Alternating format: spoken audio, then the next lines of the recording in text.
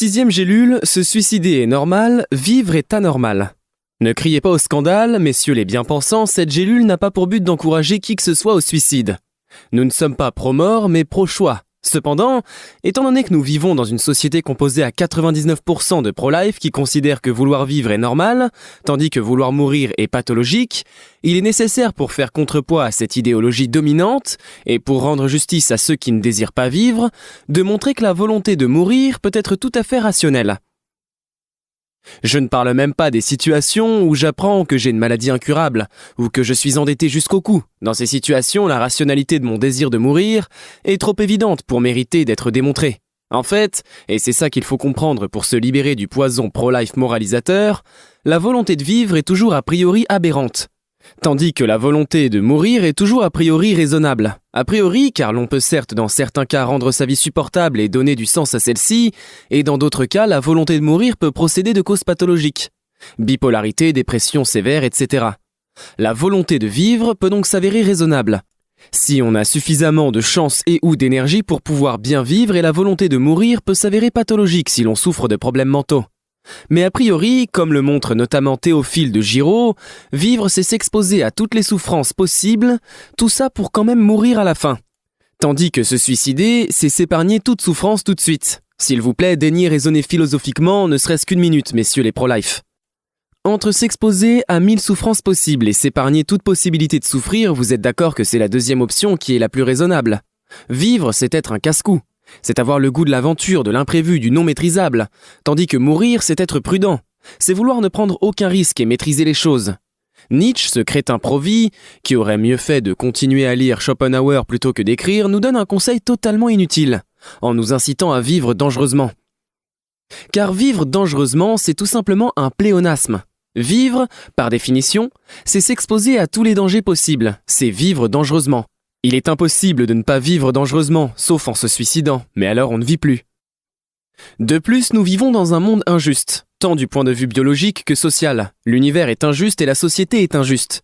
Rigoureusement parlant, certes, l'univers n'est pas immoral, mais amoral, c'est-à-dire non malveillant, mais seulement indifférent, car il n'est pas conscient. Mais d'un point de vue humain, ce qui se passe dans l'univers, ou pourrait-on dire dans la nature, ce qui se passe dans le monde végétal et animal, est immoral. Dans la nature, comme le disait Spinoza, les gros poissons mangent les petits. Comme le montrait Darwin, on s'adapte ou on meurt. Pas de place pour la morale ou les bons sentiments. Nietzsche peut s'en réjouir. Dans la société, hélas, c'est un peu pareil, les gros poissons mangent souvent les petits. Certes, en France, il y a l'État-providence, des structures qui aident les plus vulnérables, différentes aides sociales, type RSA, etc. Mais ne nous mentons pas. Dès lors qu'on est un peu fragile, surtout psychologiquement, la vie est beaucoup plus difficile que si l'on est bien dans ses baskets. Dans la nature, comme l'a compris Renfield dans le roman Dracula de Bram Stoker, l'araignée dévore la mouche, le moineau dévore l'araignée et le chat dévore le moineau. Le conflit, pour ne pas dire le carnage, est la règle. Dans la société, le gros dur martyrise le petit fragile, ça commence dans la cour de récré, puis le riche exploite le prolétaire. Souffrons-nous parce que nous naissons coupables, comme le prétend Blaise Pascal, ce chrétien malade et véreux ? Non, puisqu'avant nous, nous n'existions pas, donc il n'y avait rien. Nous n'avons rien fait de mal avant de naître. Le malheur d'être au monde est gratuit dans le sens où il nous tombe dessus sans raison. Il ne peut être expliqué, et encore moins justifié, bien qu'il serait consolant de lui donner un sens. Nous souffrons et mourons en vain. Nous nous agitons chaque jour pour rien. Le rocher sisyphiano-camusien que nous poussons douloureusement chaque jour finit toujours par retomber dans le vide. À quoi bon tant de souffrance, pourrait-on se demander, tandis que le néant nous tend les bras ? Il est beaucoup plus facile d'argumenter en faveur d'une décision de mourir qu'en faveur d'une décision de vivre. Il y a beaucoup plus de raisons de mourir que de raisons de vivre. C'est aussi ce qui donne toute sa beauté à la volonté de vivre. Suran disait « Le fait que la vie n'ait aucun sens est une raison de vivre, la seule du reste ». Oser vivre l'aventure de l'existence tout en ayant conscience de l'horreur du monde, de l'imprévisibilité de la vie et de la contingence, ça ne manque pas d'une certaine noblesse, c'est beau, c'est courageux, c'est touchant. C'est éprouver le caractère inouï de l'existence, l'émerveillement d'être dont parlent beaucoup d'écrivains. Cet émerveillement que l'on peut par exemple ressentir en forêt, au détour d'un sentier face à une éclaircie crépusculaire. Être là sans raison, alors qu'on aurait pu ne pas être, face à un paysage magnifique qui aurait pu aussi ne pas être. La contingence. L'éphémère de la vie entre deux néants, c'est grandiose, c'est fort, c'est explosif. Ce qui est moins grandiose, c'est le fait d'imposer l'existence et toutes ses contraintes à quelqu'un qui ne l'a pas demandé, autrement dit, de faire des enfants. Faire un enfant, c'est non seulement exposer un être humain à toutes les souffrances possibles, mais aussi lui imposer des souffrances réelles, car la vie est toujours souffrance. Faire un enfant est donc un acte immoral. Le monde est trop injuste, la vie est composée de trop de souffrances et de trop peu de jouissance pour que l'acte de procréer puisse être considéré comme raisonnable et éthique. À la rigueur, si l'on pouvait quitter la vie en claquant du doigt ou en avalant une potion à la framboise, procréer ne serait pas immoral, car en procréant, on n'imposerait la vie à personne. Celui qui ne voudrait pas de la vie pourrait facilement en sortir. Mais au vu de la difficulté physique et morale du suicide, dans notre contexte sociétal actuel, procréer revient bien à imposer la vie à quelqu'un. Car une fois qu'on est en vie, c'est très dur de sortir de la vie. Physiquement par manque de moyens de mourir en douceur, moralement parce qu'on culpabilise durement le suicide. Tant que nous ne possédons pas de moyens de mourir sans douleur, nous pouvons objectivement dire que la vie s'impose à nous. Que nous sommes condamnés à vivre, car sans ces moyens, il y a toujours un prix à payer pour sortir de la vie, et ce prix, c'est la douleur. Tant que les êtres humains n'auront pas la possibilité de mourir sans douleur dès qu'ils le décident, procréer sera synonyme de condamné à vivre. Ainsi, un acte considéré comme normal, faire des enfants, est un acte de barbarie pour 1000 raisons évidentes, que nous ne développerons pas ici. Tandis qu'un acte considéré comme pathologique, le suicide, s'avère raisonnable quand on le passe au crible de l'analyse. Comme nous y invitait Socrate, il ne faut donc définitivement pas se fier à l'opinion commune, qui nous fait penser et cautionner n'importe quoi. De quel droit jeter quelqu'un dans un monde pourri pour ensuite lui ordonner de travailler pour gagner sa vie ? Et au nom de quel droit empêcher quelqu'un de prendre congé dignement d'une existence douloureuse, qu'il n'a pas sollicitée ? En vous posant ces questions, chers auditeurs, j'aimerais vraiment être tel Socrate le temps qui vous empêche de vous endormir. Réveillez-vous, le monde est horrible, arrêtez de jeter de nouvelles victimes dans cet enfer en procréant. Au lieu de baiser à droite à gauche et de faire des enfants, révoltez-vous et changez le monde tout de suite. Lisez et écrivez des livres et des conférences pour dénoncer rigoureusement cette société. Éveillez les consciences autour de vous, refusez de servir des patrons crapuleux et de vous lever tous les matins pour un travail vide de sens. Aidez ceux qui souffrent trop à mourir sans douleur. Réveillez-vous vraiment. Ceci était un message du ministère de la Lucidité. Le but de cette gélule, je l'ai dit, est de libérer les consciences des préjugés pro-life. Pour cela, je vais devoir énumérer 10 raisons objectives de se suicider, non pour inciter au suicide, mais pour montrer contre les pro-life moralisateurs, dictateurs et culpabilisateurs que vouloir mourir est plus normal que vouloir vivre. Simone Weil écrivait « Aimer la vérité signifie supporter le vide ». Et par suite, accepter la mort. La vérité est du côté de la mort. Je rajouterais, l'évidence est du côté du vouloir mourir. Vouloir vivre, c'est grandiose. Si c'est par décision délibérée et non par inconscience. C'est affronter l'angoisse existentielle, le vertige d'être là sans raison, et éprouver son versant lumineux qu'est l'émerveillement d'être. Vivre authentiquement, c'est-à-dire vivre sans fuir la vérité, c'est un acte grandiose. Mais se suicider pour refuser un monde injuste est tout aussi grandiose. Suran se pose une question qui constitue le fil directeur de notre gélule. Il écrit le suicide, seul acte vraiment normal, par quelle aberration est-il devenu l'apanage des tarés ? La question reste effectivement ouverte. Pour le moment, je vais seulement montrer en quoi se suicider est effectivement le seul acte vraiment normal, avant de distinguer deux manières de vivre, l'une inauthentique, l'autre authentique, tout en sachant que l'on vit tous à la fois inauthentiquement et authentiquement selon les moments. Ce n'est donc qu'une question de degré. Venons-en tout d'abord aux 10 raisons qui montrent que le suicide peut être un acte tout à fait raisonnable. Il y aurait beaucoup d'autres raisons, mais les énumérer toutes demanderait des milliers d'heures. C'est parti. Ne faites pas l'autruche, écoutez attentivement et ne fuyez pas la vérité. Première raison à se suicider, les inégalités biologiques et sociales d'origine. En bref, les inégalités concernant les gènes, ainsi que le capital économique, social et culturel que l'on reçoit dès la naissance. On reconnaît souvent que les inégalités sociales sont injustes, même si on ne fait rien pour lutter contre. Que certains naissent avec un héritage qui les dispense de travailler pour survivre pendant que d'autres sont jetés à la rue dès l'âge de 10 ans, on s'en indigne facilement, et on a raison. Mais les inégalités biologiques, tout autant injustes, sont moins remarquées et dénoncées. Par exemple, si je nais pas beau, pas bien foutu, voire difforme, il sera plus difficile pour moi d'être bien dans mon corps et sexuellement épanoui. Considéré à si je naissais beau. Si mes gènes ont une mauvaise influence sur moi en me prédisposant à être psychologiquement fragile, alors la vie sociale sera pour moi une épreuve, voire un calvaire, alors que si mes gènes me prédisposent à être solide psychologiquement, voire à être un gros dur qui s'impose, alors la vie sociale pourra être une succession de jouissances. Je disais les gènes, mais ça peut être l'infrastructure neuronale, la flore intestinale ou 1000 autres paramètres biologiques qui me prédisposent à être plutôt comme ceci ou comme cela. Par exemple, plutôt joyeux ou dépressif, plutôt introverti ou extraverti, etc. Le philosophe André Comte-Sponville, dans sa conférence sur le mal, propose une théorie intéressante. De la même manière que chez les animaux, la loi de l'espèce éliminerait les plus faibles, pour garder ceux qui s'adaptent le mieux, chez les humains, qui d'un point de vue biologique sont des animaux. La loi de l'espèce rendrait les meilleurs éléments joyeux et les pires éléments dépressifs, afin que les premiers subsistent et que les seconds disparaissent, en se reproduisant moins et en se suicidant plus. En un mot, même le bonheur procéderait d'une ruse de l'espèce. Ce qui, d'un point de vue biologique, se défend. Être heureux voudrait juste dire qu'on est biologiquement élu, et être malheureux voudrait dire qu'on est biologiquement raté, bon à jeter aux ordures. Ces inégalités biologiques sur le plan sexuel sont absolument déprimantes. Pourquoi les hommes qui attirent le plus de femmes sont les mâles alpha, ceux qui s'affirment, ceux qui s'imposent, les narcissiques qui se croient les plus beaux et qui se la jouent, voire les bad boys ou les serial killers? Parce que ces mâles alpha du point de vue de l'espèce sont les meilleurs géniteurs, ceux qui transmettront les meilleurs gènes. Du point de vue de l'espèce, un mâle alpha qui s'affirme est toujours mieux qu'un mâle fragile qui s'efface, car le premier sera plus apte à survivre que le second. C'est pourquoi les femmes préféreront toujours la plupart du temps les imbéciles aux génies, les narcissiques aux modestes, les raclures aux gens bien, car les imbéciles narcissiques raclures sont de meilleurs éléments pour l'espèce que les génies modestes et hypersensibles. C'est comme ça, c'est pas pessimiste, c'est biologique. Vous le sentez, le sourire sarcastique de Nietzsche ? Inversement, chez la femme, l'homme peut être attiré par les poitrines plantureuses parce que celles-ci facilitent l'allaitement de la progéniture, ou par les hanches larges, parce que celles-ci facilitent l'accouchement. De même, si les hommes aiment souvent les femmes d'apparence douce, fragiles à consoler, alors que les femmes aiment plutôt les hommes forts, sûrs d'eux-mêmes, d'une certaine violence dans le caractère, c'est parce que dans la nature, biologiquement parlant, c'est le mâle qui viole la femelle. Ouais, clairement, regardez les chiens, les chats, les mouches, les vaches, les chevaux, les sangliers. C'est toujours le mâle qui viole la femelle. Celle-ci finit par se laisser faire parce qu'elle n'a pas le choix. Et les femelles animales n'ont pas encore créé la page MeToo sur Facebook, ce qui montre tristement que les animaux ne sont pas conscients. De même, quand une femme me crée des vapeurs, quand j'ai l'impression de tomber amoureux d'une femme sans rien savoir d'elle, mon sentiment amoureux n'est rien d'autre qu'un fort désir sexuel lié aux hormones qui travaillent. Eh oui.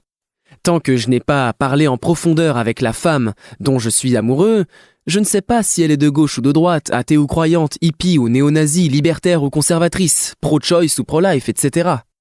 Or, il me semble que pour parler d'amour avec un grand A, pour que l'amour ne soit pas qu'un sous-produit des hormones, la vie spirituelle doit rentrer en compte. Le vrai amour, celui avec un grand A, c'est l'amour spirituel, ce qui ne l'empêche pas d'être aussi corporel. Quand il y a les deux, c'est encore mieux. Mais être attiré par le corps de quelqu'un sans connaître son esprit, ce n'est pas de l'amour. Ce n'est que du désir sexuel. Même si celui-ci est tellement fort qu'il nous fait planer au-dessus des étoiles. Bref, je me rends compte que j'ai encore digressé sur l'amour, alors que ce n'était pas le sujet. Je disais, première raison de se suicider, les inégalités biologiques et sociales d'origine, avec leurs multiples ramifications que nous venons d'entrevoir. Il y en aurait 1000 autres. Rassurez-vous, je vais être plus bref pour les 9 prochaines raisons. Deuxième raison de se suicider, la vie est pénible. Ouais, c'est simple, mais pas simpliste. Une vérité peut à la fois être simple et profonde. Or, personne n'a réussi à réfuter l'idée que la vie était pénible. L'école, la cour de récré, le travail, l'administratif, les maladies, les gens méchants... Le quotidien, c'est si plat, si trivial, si ennuyeux, si mesquin, que quelqu'un à la fin de sa vie compte combien de temps il a souffert et combien de temps il a eu des orgasmes. À la fin de notre vie, même si nous avons fait l'amour tous les jours, notre temps d'orgasme se comptera en heures, tandis que notre temps de souffrance se comptera en années. Toutes ces heures d'effort, d'ennui, de souffrance, pour quelques plaisirs fugitifs. Personne ne peut penser sérieusement que ça en vaut la peine. Quitte à être en vie, autant essayer de vivre le plus possible, tant que notre vie est supportable, puisque de toute façon, on va mourir. Mais de là à imposer cette même vie pénible à quelqu'un d'autre en procréant, c'est une autre histoire. Bref, la vie est pénible. Tout être humain de bonne foi le reconnaîtra, s'il repense à l'école, au travail, à l'hôpital ou à la maison de retraite. Petite parenthèse, de quel droit des parents irresponsables nous infligent la vie sans notre accord et nous ordonnent ensuite de nous assumer, de travailler pour gagner notre vie et de vivre dans un monde aussi injuste, alors qu'on n'a rien demandé? Étant donné qu'on n'a pas demandé à vivre, qu'on n'a signé aucun contrat, on devrait pouvoir exiger de nos parents qu'ils nous assument jusqu'à la fin de notre vie. Ce sont eux qui ont choisi de nous jeter au monde, alors en retour, qu'ils nous assument jusqu'à la fin. Je ferme la parenthèse. Troisième raison de se suicider, la vie est un pendule qui oscille de la souffrance à l'ennui. Ce n'est pas de moi, c'est de Schopenhauer. Je vous explique simplement cette idée. Quand on travaille, on souffre. C'est pourquoi travail vient du latin tripalium, qui signifie instrument de torture. Ne jamais négliger l'étymologie des mots pour comprendre la vie. Quand on travaille, on souffre, on languit les vacances. Quand on est en vacances, on finit par s'ennuyer, par penser aux grandes questions existentielles qui nous font mal. Donc on languit de retravailler. On languit de souffrir à nouveau. On n'est donc jamais heureux. Soit on souffre, soit on s'ennuie. Les intervalles de bonheur entre la souffrance et l'ennui sont très brefs. De même, toujours dans la même perspective, on désire toujours ce qu'on n'a pas. Et on désire jamais ce qu'on a. Ce que montrait notamment Lucrèce dans son ouvrage de la nature. Notre insatisfaction perpétuelle est liée à la structure même du désir. Par exemple, tant que je n'aurai pas assez d'argent pour m'acheter ma voiture de rêve, je souffrirai pour gagner mon argent qui me permettra d'acheter ma voiture. Mais quand j'aurai ma voiture, vous le devinez, je finirai par m'en lasser. Le fait que je possède cette voiture ne sera plus inouï mais seulement normal. Ainsi, nous sommes semblables aux enfants qui veulent impérativement des jouets à Noël et qui s'en lassent 3 jours plus tard. Nos jouets à nous qu'on désire quand on ne les a pas et qu'on ne désire plus quand on les a, ce sont nos voitures, nos iPhones, nos maisons, nos conquêtes amoureuses, etc. Assez déprimant quand on y pense, n'est-ce pas? Bon, je vais aller un peu plus vite parce que je ne veux pas trop vous déprimer non plus. 4e raison de se suicider, le malheur des uns fait le bonheur des autres. Ce qui est d'autant plus vrai avec la concurrence capitaliste. Dans la nature, le malheur des proies fait le bonheur des prédateurs. Dans la société, la richesse des uns repose sur l'exploitation des autres. Quand quelqu'un obtient un concours, il prend la place de quelqu'un d'autre qui aurait aimé être à sa place. C'est normal, c'est parce qu'il est meilleur. Donc c'est bien comme ça, diront les libéraux. Soit, mais a-t-il choisi ses gènes, son milieu social et sa structure psychologique, qui l'ont prédisposé à être meilleur? Grande question. Nos vêtements sont fabriqués par des enfants exploités. La viande que nous mangeons provient d'animaux qui ont souffert le martyre. Un grand nombre de produits que nous achetons proviennent de l'exploitation de salariés rudoyés et sous-payés, etc. Notre bonheur, au sens matériel du terme, est donc toujours coupable. Se suicider, c'est laisser plus de chance à d'autres de vivre. D'autant plus au vu du fait qu'on est trop nombreux. 5e raison de se suicider, il est suspect, voire coupable, de se réjouir tout seul, dans un océan de malheur.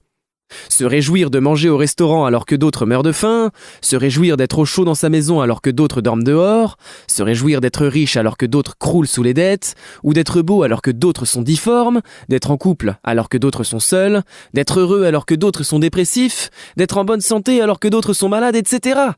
Tout cela est un tantinet pervers. C'est pourquoi nous pouvons dire hélas que la perversité est au bonheur ce que les forêts sont à la planète. 6e raison de se suicider, vivre est immoral pour l'environnement. Vivre, c'est polluer, c'est consommer des énergies non renouvelables, etc. Je ne creuse pas davantage ce point, il est suffisamment développé par l'écologisme contemporain. L'écologisme, un sursaut de conscience avant l'agonie. 7e raison de se suicider, le malheur est donné, le bonheur est construit. Pour être heureux, il faut travailler d'une façon ou d'une autre, avoir une bonne hygiène de vie, se soigner, s'occuper de son corps et de son esprit. Faire des choses qu'on aime, etc. Pour être malheureux, il suffit de ne rien faire, ne plus travailler, ne plus manger, ne plus sortir, etc. Le bonheur se construit péniblement, tandis que le malheur vient tout seul. 8e raison de se suicider, l'amour finit toujours par devenir malheureux. Car la mort vient toujours séparer ce que la vie a relié. Nos parents, que l'on aimait et qui nous aidaient en cas de coup dur, meurent souvent avant nous, ce qui nous confronte à une douloureuse absence. Quand 2 personnes s'aiment, à moins que les 2 se suicident ensemble, ce qu'on appelle un pacte suicidaire, l'un va mourir avant l'autre, et l'autre qui restera sera malheureux, car il va souffrir de l'absence de l'être aimé. L'amour finit donc toujours mal. 9e raison, la plupart de nos joies sont illusoires, ce sont des espoirs qui se révéleront souvent frustrés, ou des bonheurs superficiels. L'expérience quotidienne en témoigne, un bon repas entre amis, une partie de rigolade, une soirée bien arrosée, un orgasme, l'espoir de gagner au loto, etc. Tout autant de choses qui ne nous rendent heureux qu'en nous faisant oublier la condition humaine. Or, n'être heureux qu'à condition de fuir l'angoisse existentielle, n'être heureux qu'à condition de se fuir soi-même, c'est un petit peu triste. 10e raison, vivre c'est cautionner ce monde. Cautionner la biologie, même si on la méprise. Cautionner le fait que les gros poissons mangent les petits. Cautionner cette société, car tant qu'on en fait partie, on la soutient, même si on la déteste et même si on s'adonne au militantisme. Cautionner les inégalités, le malheur, la souffrance, la misère. Ainsi, ne jamais avoir honte d'exister, c'est être un pervers. Voilà, j'arrête mon massacre des illusions. Face à tous ces faits, il est 1000 fois plus raisonnable de se suicider que de vivre. Choisir de vivre, et se prétendre plus raisonnable que ceux qui se suicident, c'est se mentir. C'est être de mauvaise foi. En revanche, choisir de vivre tout en sachant qu'il est plus raisonnable de mourir que de vivre, c'est assumer sa folie. C'est oser l'angoisse existentielle, c'est oser l'aventure. Venons-en désormais au dernier point de cette gélule. Si on choisit de vivre, on a 2 solutions, qui ont elles-mêmes plusieurs ramifications. Première façon de vivre, on peut nier que le monde est injuste et que la condition humaine est hardcore. On peut dire que la vie est un cadeau merveilleux et se jeter à corps perdu dans 1000 occupations. Le travail, le sport, la musique, la chasse, la baise, la cuisine, le rallye, les soirées disco, etc. C'est la façon de vivre la plus fausse. On peut aussi admettre que le monde est injuste, la condition humaine hardcore, etc., mais faire le choix de ne plus y penser, ce qui au fond revient au même. Il s'agit de fuir la vérité, de se réjouir tout seul dans un océan de malheur, de cautionner un monde immoral, de ne pas regarder en face la condition humaine, de faire l'autruche. C'est ce que Blaise Pascal appelle le divertissement. Divertissement vient du latin diverto, qui signifie se détourner d'eux. Se divertir, au sens étymologique du terme, ce n'est donc pas seulement se délasser, se détendre, passer du bon temps, mais c'est aussi et surtout se détourner de quelque chose. De quoi ? De ce qui fait mal. Et qu'est-ce qui fait mal ? La vérité. Se divertir, c'est donc se livrer à une activité qui nous permet de nous détourner de la pensée de la condition humaine, et en d'autres termes, de nous oublier nous-mêmes. Des activités qu'on juge sérieuses, comme le travail ou l'étude, sont donc aussi des divertissements, car elles nous détournent de nous-mêmes en nous occupant l'esprit. Ainsi, un fêtard invétéré qui sort en boîte tous les soirs et un mathématicien austère qui résout des équations mathématiques toute la nuit ont en fait le même but, s'oublier eux-mêmes, oublier le monde, oublier la condition humaine. En dépit de leurs immenses différentes appartenances, les êtres humains ont un point commun qui les relie. Ils cherchent tous à se divertir, à se détourner de la pensée de leurs conditions. Qu'on travaille, qu'on fasse la fête, qu'on chasse, que l'on fasse des mathématiques, peu importe, on se divertit dans tous les cas, on s'oublie soi-même dans tous les cas. C'est ce qu'on appelle le divertissement pascalien.